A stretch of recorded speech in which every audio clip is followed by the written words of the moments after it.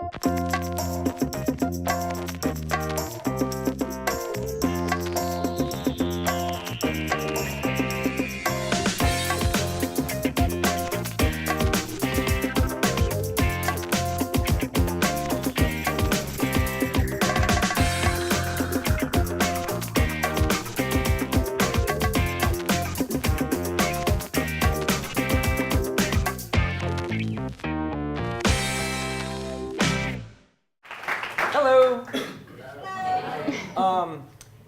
I'm Nick, obviously, and this is Rochelle. And normally, the ones that I've seen, there have been, thank you, there have been one person speaking, but we're going to kind of hand it back and forth, and we're going to tell you a little bit about us and give you kind of an intro to who we are and how we got where we are, and then we're going to talk about the Cookery and how we work together as a team and sort of why we do that and what we're passionate about.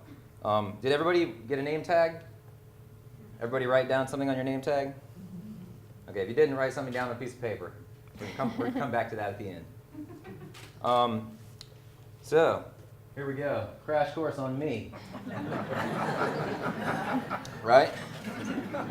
Oh, my dad. Here's my dad back there.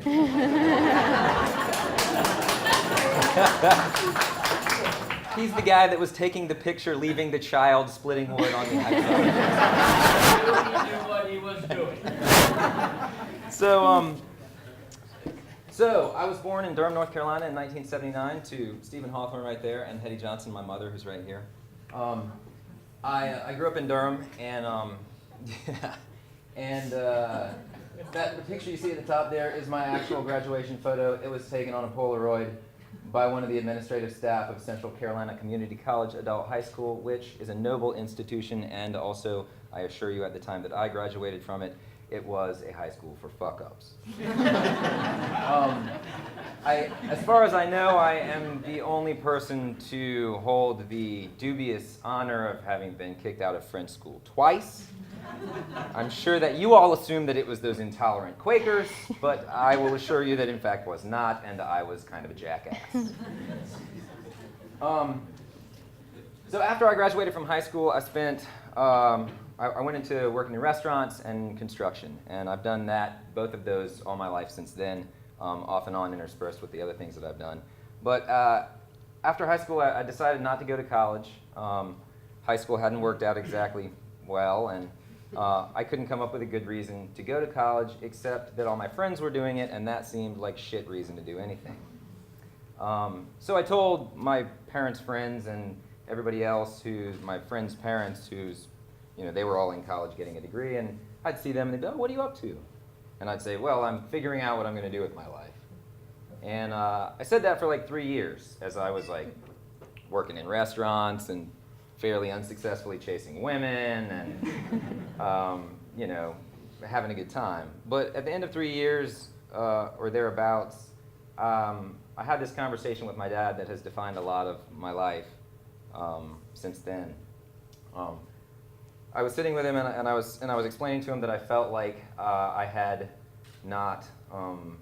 was not making any progress. I kept telling people that I was figuring out what I was going to do, and I wasn't getting anywhere. I wasn't getting any closer to figuring it out. And he sort of listened, and then he said, "Do you want some advice?" And I said, "Yeah." And he said, "Well, it's my experience that about 5% of people are born knowing they want to be a marine biologist, and they go to school, and they become a marine biologist, and they're happy, and that's what they do.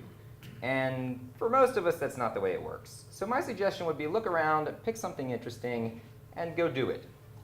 And then the key to being happy in your life, I think, is knowing when it's time to look up from what you're doing and look around and pick something new that's interesting and go do that." And so that's a lot of what I've done. The first thing was acupuncture, and I thought that would be interesting, and I went to Australia to study it, and I lived there for 2 years.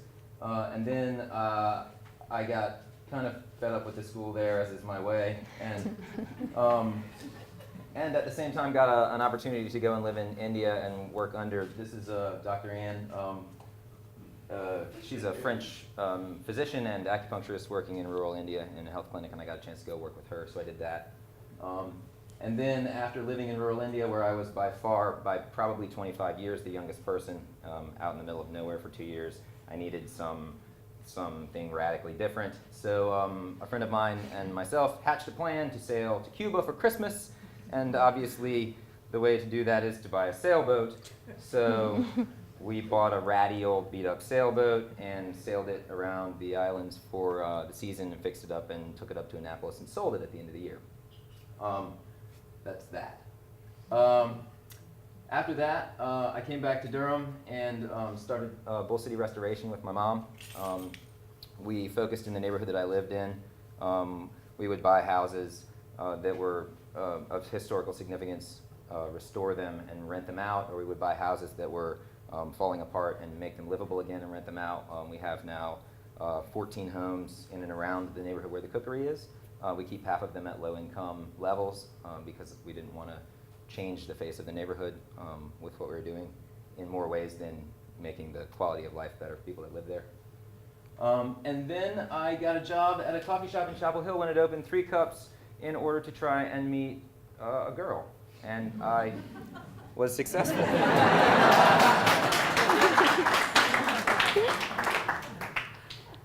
So I'm Rochelle.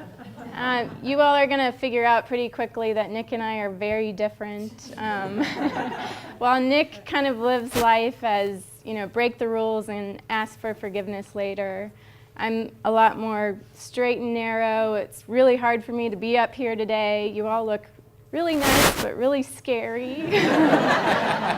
So I was going to let Nick do this presentation, and then when I heard the theme was bravery, I was like, shit, I have to do this. So thank you for letting me practice. I'm scared of presenting at Creative Mornings. So I'm facing my fears today. I'm just going to roll through this pretty quickly. Since I'm more like by the book, play by the rules, a lot of my childhood I was really into studying. I got really good grades. I loved school. I'm disciplined. When I want something, I write my list of goals and then reach my goals, and I'm very organized about that. So I went to UNC, and I have an art background. I've always been driven by anything artistic and creative. I've done everything from painting to drawing. I was into pottery for a long time. But I knew that I had to kind of corral that creative spirit into something a little bit more practical in order to earn a living. So I thought, okay, advertising will be a good outlet for that. So I was in the School of Journalism, and junior year, the ad club, which of course I was in the ad club, went to New York and got to visit all these big ad agencies, and we got to do like corporate networking cocktails, and we had like a power suit. My mom lent me one of her business jackets, and when I came home, I just realized that this kind of corporate world wasn't something I really enjoyed, and I wanted something that was a little less prescribed in my mind. So I started looking to go into small business, and I feel like that's kind of the first time in my adult life that I chose something where the steps weren't neatly lined up for me in the future, and that was really okay. It felt like the right thing to do, and if I didn't like it, I'd just choose another path. So a man named Lex Alexander, who opened Wellspring with his wife Ann in Durham and was later VP of Whole Foods, opened up 3 Cups down the street when I was a senior at UNC. So I went there a lot, and I researched a lot about Lex, and I approached him one day and asked if I could work for him for free, which he obviously said yes, because I wanted to learn about small business, and I later met the love of my life there.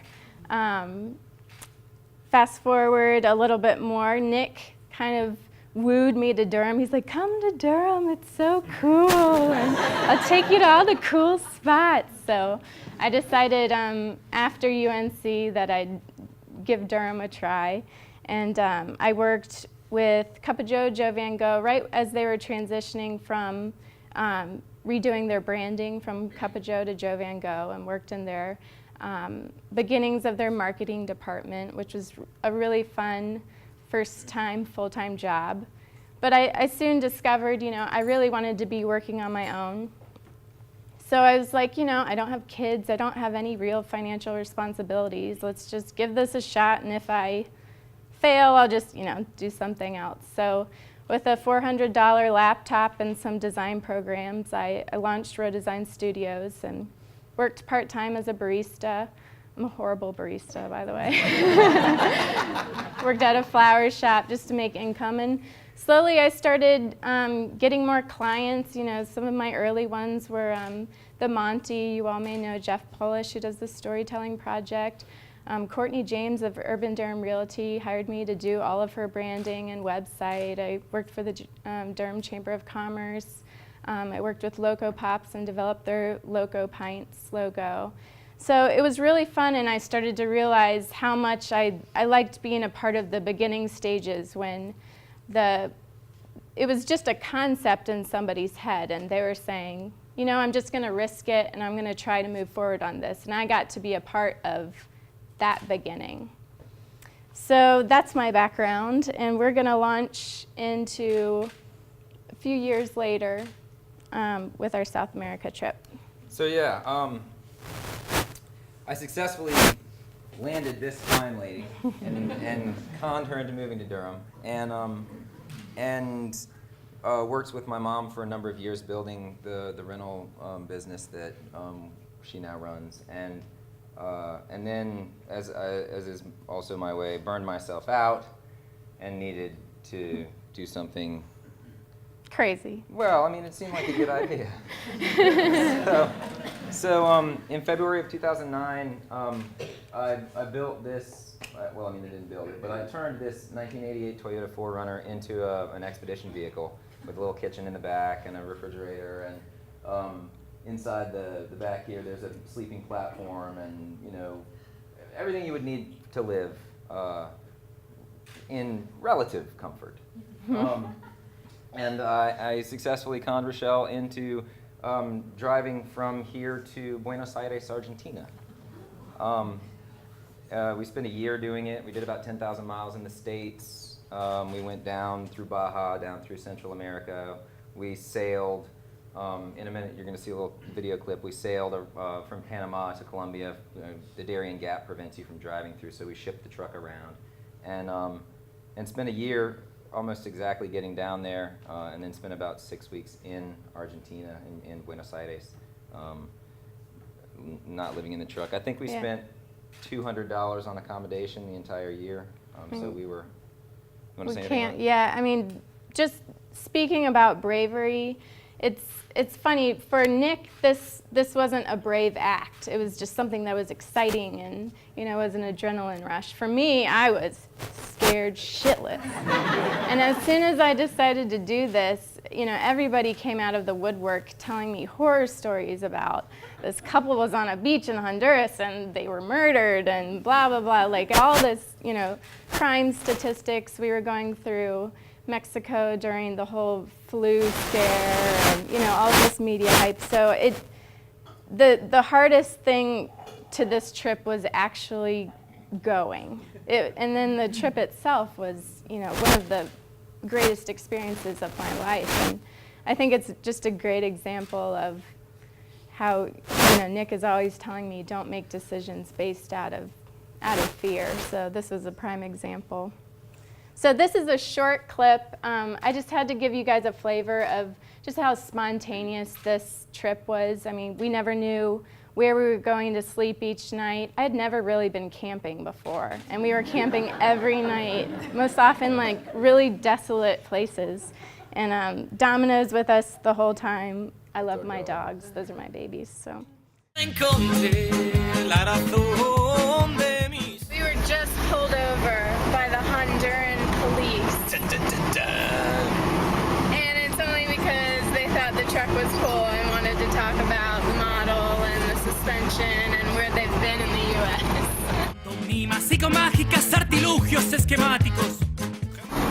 Second time pulled over, they said because we only have one license plate on the back instead of two, where one is on the front as well, that we would have to go somewhere and pay money, but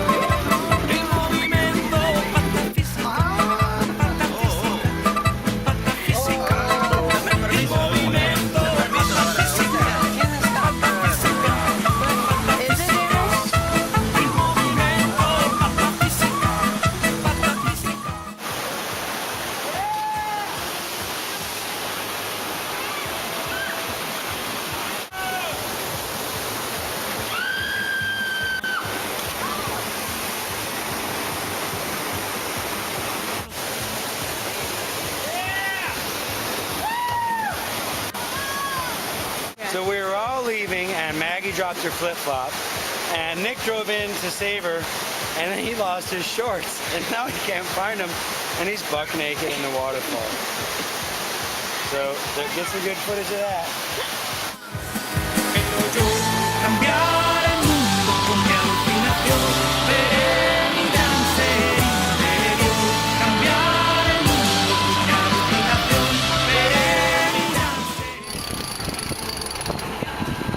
We just hit something, so we're figuring out what has happened. You got rocks over here. Let's see what the fishing line is so it doesn't tangle up in the prop. You got rocks over here.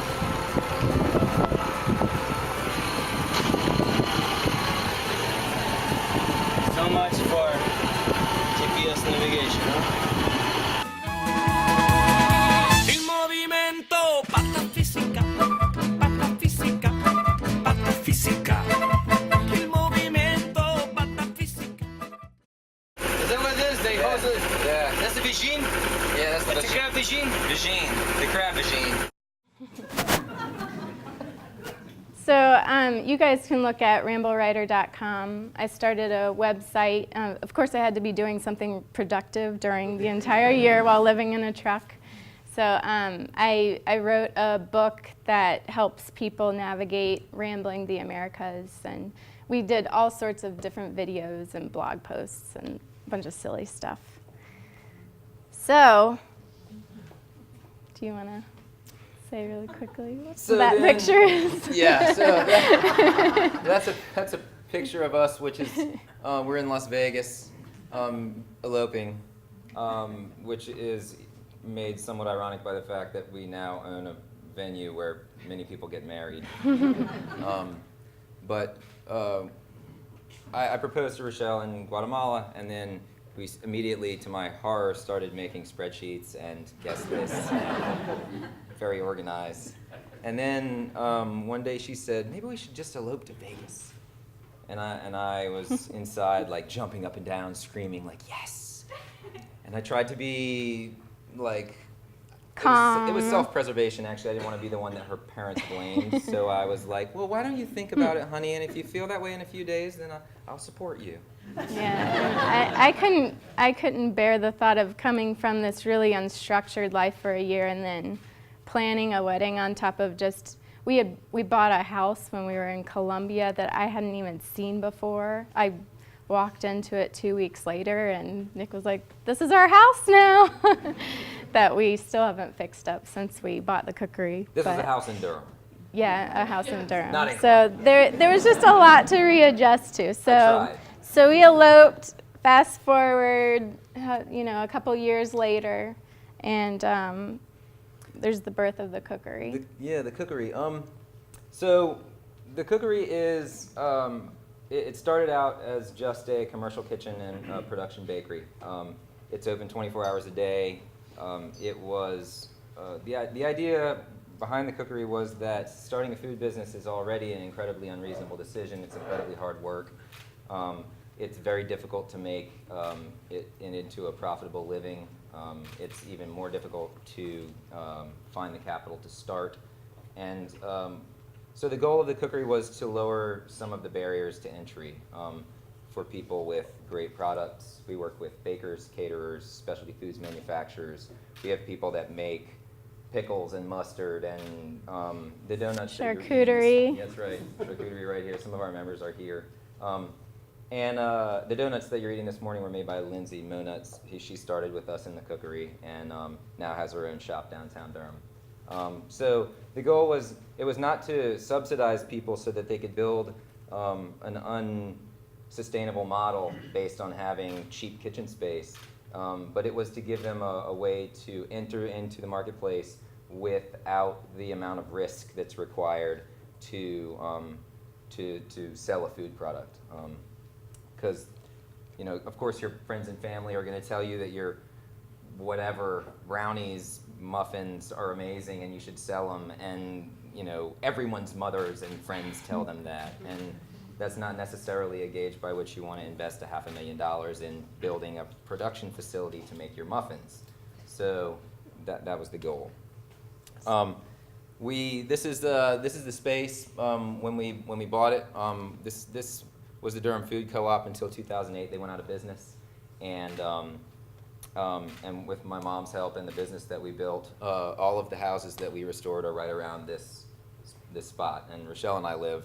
The house that we bought when we were on that trip is like 150 yards from where this picture's quick taken. run away. So Run back and forth many times. we had the opportunity to buy this building right before we left on the trip, and so we did because we were fortunate enough to be able to.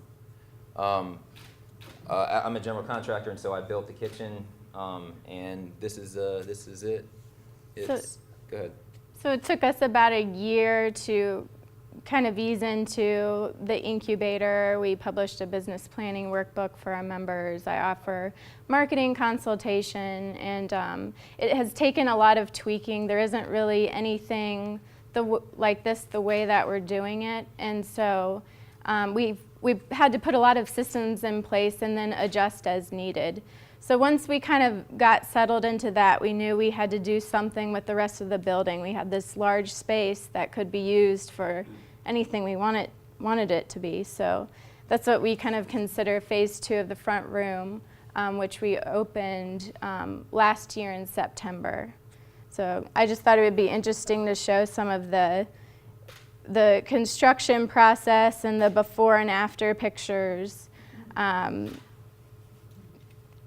It really is a place for us to, when we just had the kitchen, there were only so many people we could bring into the kitchen for, say, culinary workshops or anything like that. And the front room has given us a space to have a broader reach with the public, spotlight our members, and we also hold, private events and corporate events and things like that. So we kind of went from this, what we call the skull and crossbones mentality. The kitchen is really casual. Everyone knows each other really well.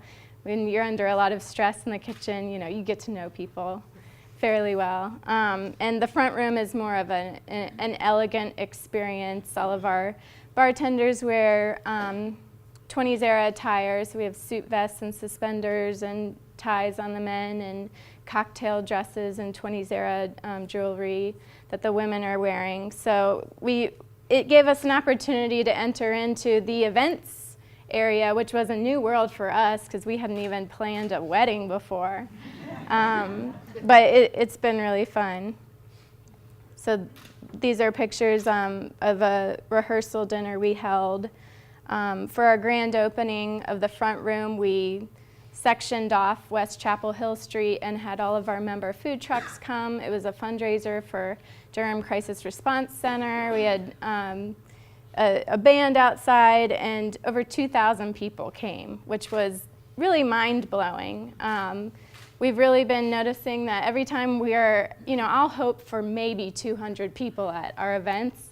We get more than enough to come. I don't know if you want to talk about the pop-up at all. This is a photo from the pop-up restaurant that we did with Billy and Kelly Cotter. Hakanai is what it was called. It was one of the goals for me for the front room was to create a community space for the local community to be able to engage with the local food scene, and we'll show some pictures of that in a minute. But the other thing was to be able to bring into Durham some culinary talent from elsewhere. I want to have pop-up restaurants that, and by pop-up restaurant I mean it went from being a blank space with nothing in it, which is what it usually is, with completely different decor. That's a crane that Rochelle and I folded out of a 20-foot by 20-foot sheet of paper and hung on the wall, and we transformed it, into a real restaurant, not a wine dinner, not a, we had rolling seating and reservations and cocktails that were developed around the menu, and it was a 7-course kaiseki menu, and it was spectacular. It was one of the things that I'm most proud to have been a part of. We may do some more of those. It was also a god-awful amount of work. Oh my God, I've never worked that hard. So yeah, that's one of the things that we've used the space for. Also, we had an artisan cheese fest. All of these events are possible because the Triangle is just so passionate about food. I mean, it's just amazing. Not only is everyone into eating food? But more importantly, I think it seems like we're all really interested in the stories behind the food, which is why I think Cookery members have done so well here. One of the things that, like, my opinion of real success is when, for me, I'm able to focus on giving back and not focus on just maintaining and running my own life, but I'm able to have enough time to do something that benefits people that aren't as fortunate as I am, because I am hugely fortunate. So these are some, you should go to our website and check it out. This weekend, tomorrow, and then Monday, there are 2 really awesome benefit dinners that will be a lot of fun. And so yeah, get on our mailing list and come to those events because they're spectacular. It's kind of a new era for the Cookery now that we have management. You'll see a lot more public events that will be aimed toward assisting different nonprofits in the area. And then Pony Soros. I don't know if anybody here know what Pony Soros is? Yes! Hey. So this is a perfect example of what I love about the Cookery. And the goal of the Cookery was to create this infrastructure and support system at the same time as being flexible enough that we could do anything with the space and support any kind of business. And so one of my good friends, Kyle Jansen, has partnered up with myself and David Baldwin, who's a Raleigh guy at Baldwin and opened North Carolina's smallest commercial brewery inside the Cookery. So that's the brewery right there. It's tiny, and they are tiny batches of handcrafted, delicious beer. We focus on Belgian and American ales. Kyle is really a wizard with yeast. And the goal of the Pony Soros logo was to be playful. I mean, you guys, like, you see it and you laugh because it's silly, and that's part of it. Like, Kyle is very serious about making excellent beer, and also very serious about that making beer is taking grain and water and putting them together, and there's like some magical thing that happens, and what comes out of that is so much more than just grain and water. And so to remind us that it's kind of a magical thing that we're doing, that's what the Pony Soros is. And I hope that you'll be able to get it in Raleigh soon, maybe. I don't know. And this is a slide that was supposed to be before when we were talking about members, but that's the Parlor Ice Cream shop. They started out of the Cookery and now have a brick and mortar shop in downtown Durham. Kyle is working with Flowers at Donovan's Dish, which was a catering company that was a member. They're also a preferred member for the front room. They have their own space, and of course Lindsay at Monet's Donuts. So yeah, does anyone have any questions?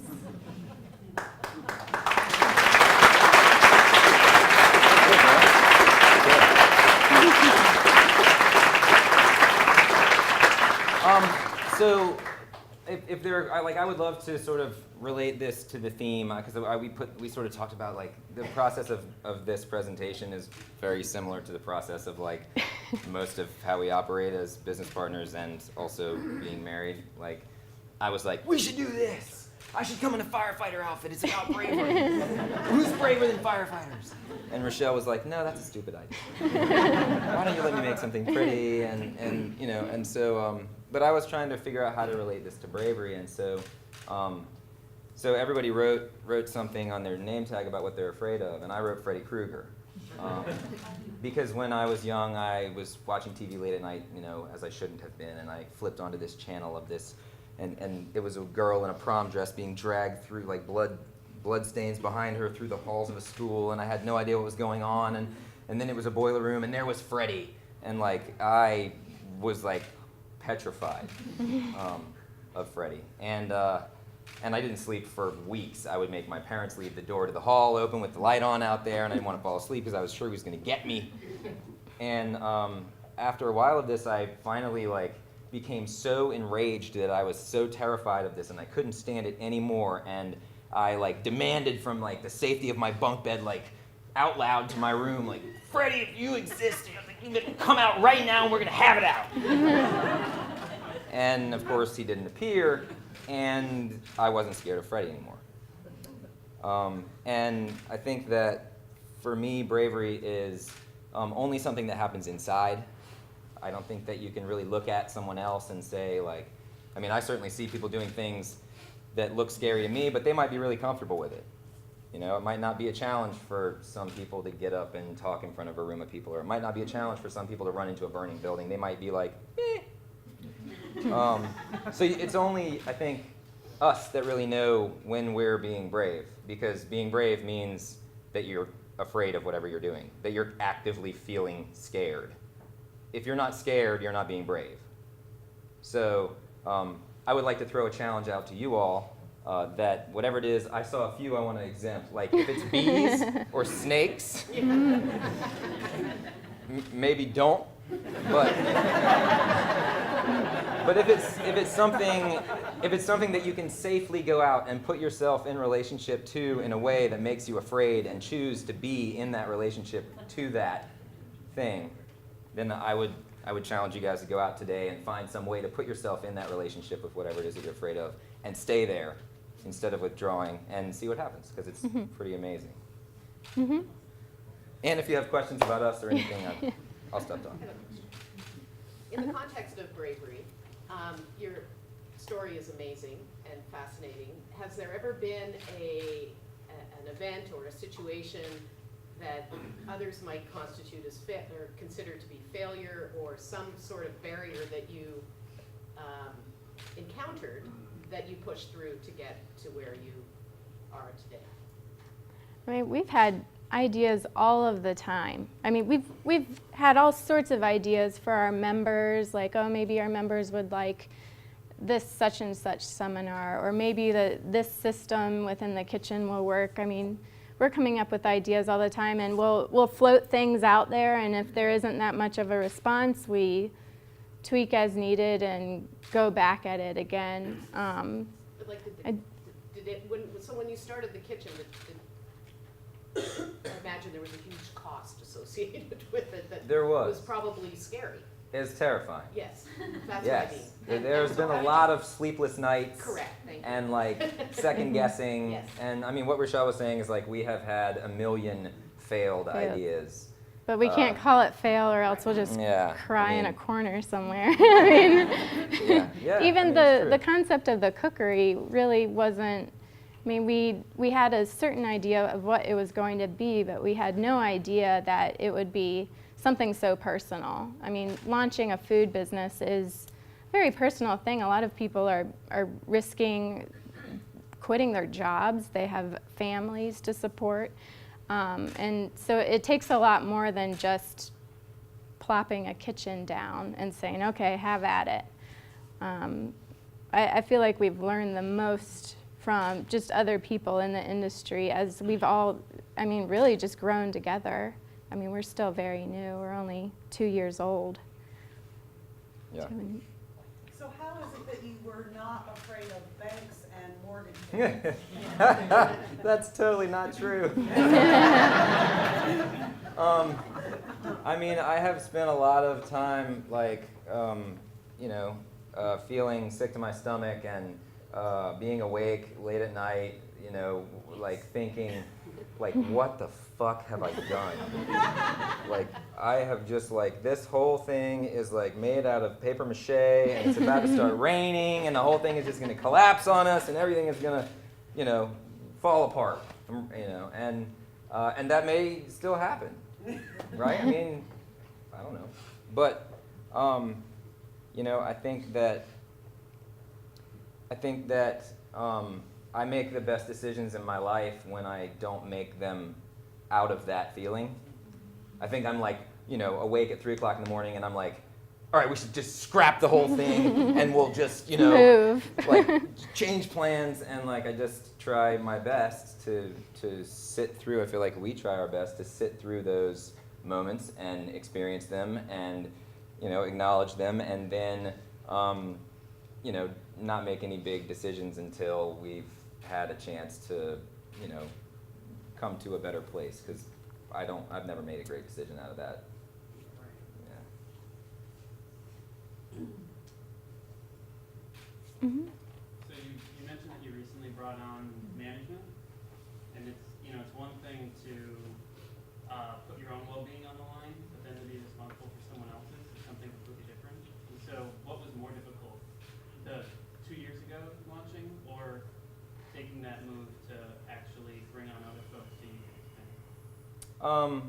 We might have different answers. Yeah. I don't know what you're going to say.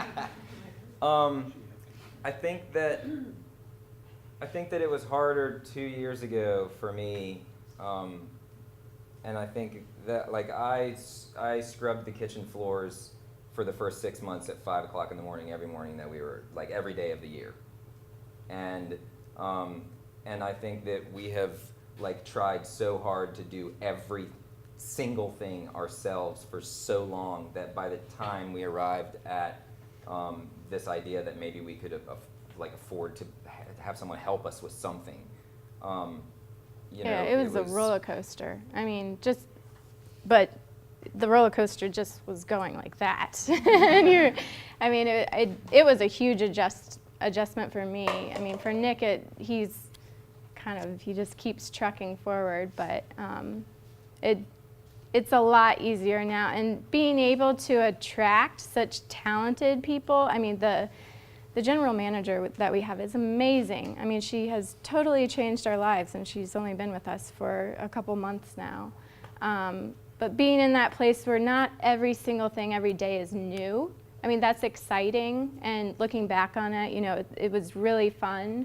It's kind of nice to have a little bit more balance in our life. I wouldn't say our lives are balanced, but having a little bit more stability, and just kind of when we make decisions, we're more sure of what our decision is, because we've experienced all of this stuff over the past 2 years. Not everything is such a big deal anymore. It's like, well, we've experienced that before. We can handle that. And I think that like there's a huge amount of responsibility to promise someone, you know, quit your job, come work with us. We will together, you know, create something that's going to support all of us.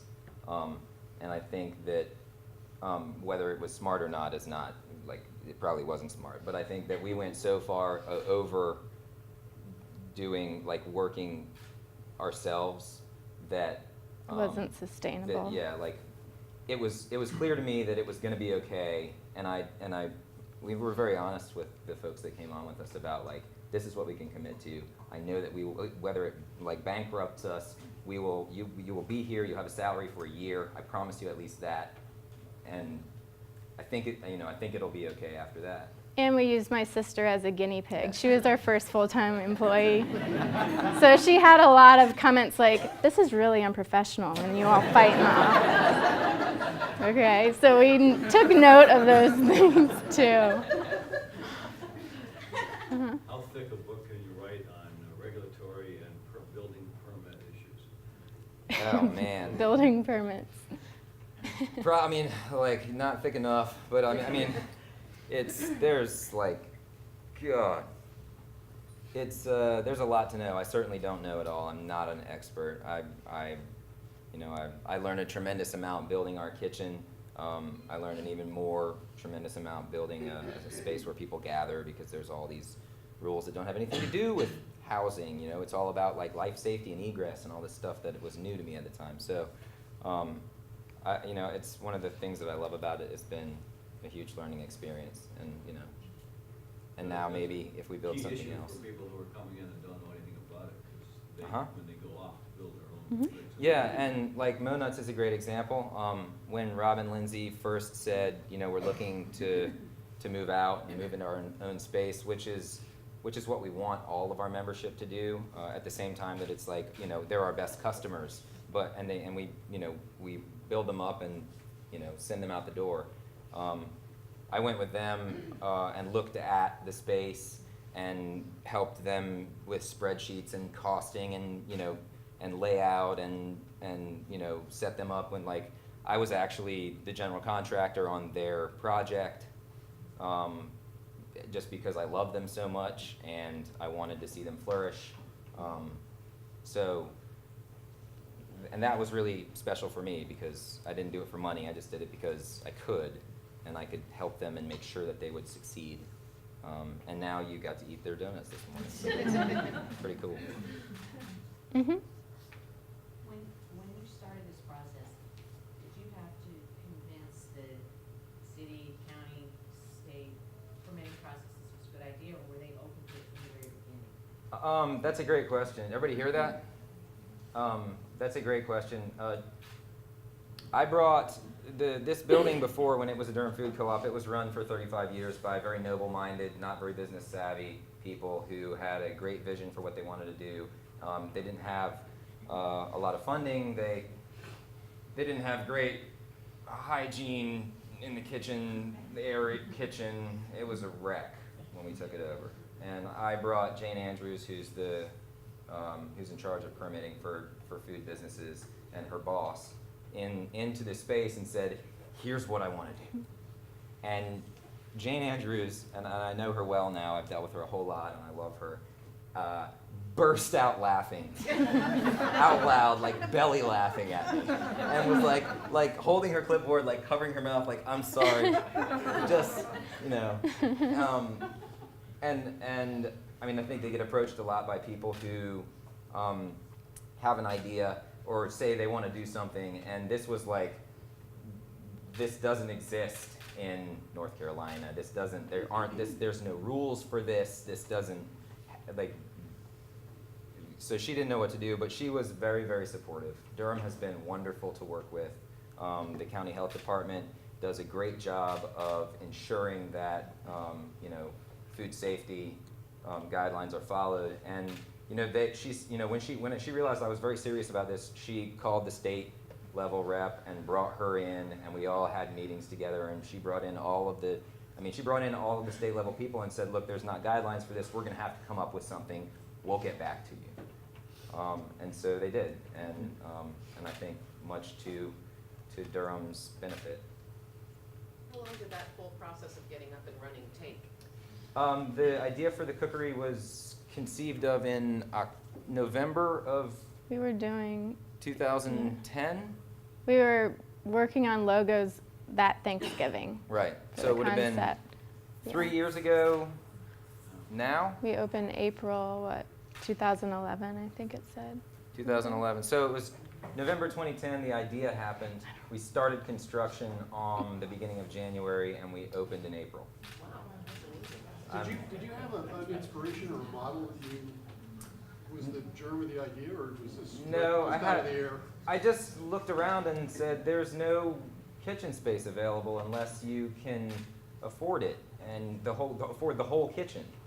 And so the idea that you could create a model where your overhead was a variable cost until it made sense for your overhead to be a fixed cost seemed like an obvious idea. So I thought, well, I think it's a good idea.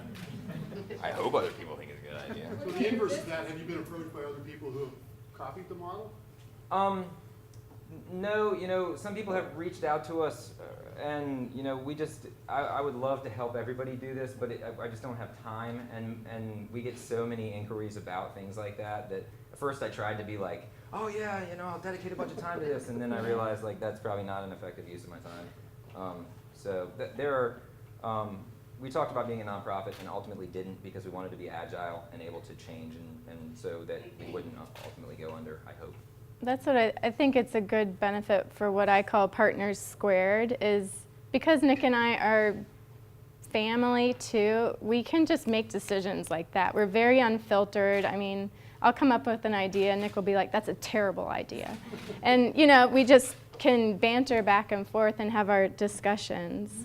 But just about everything you see at the cookery was, all of the big decisions were made out of us having completely different ideas and compromising in the middle, which I think has really helped. But it also helps not to have a big board and partners, and we just plow through. What about your business model for the finances? Did you use some of your experience with renting homes and stuff like that to sort of derive at how you're going to handle getting an income from this business? Yep.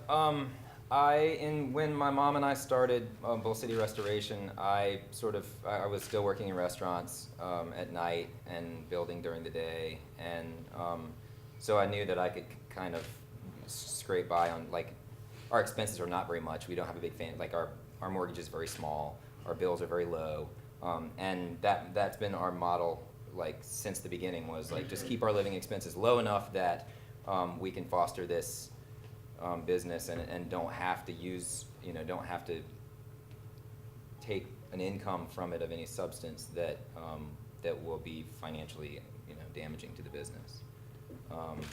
So yeah.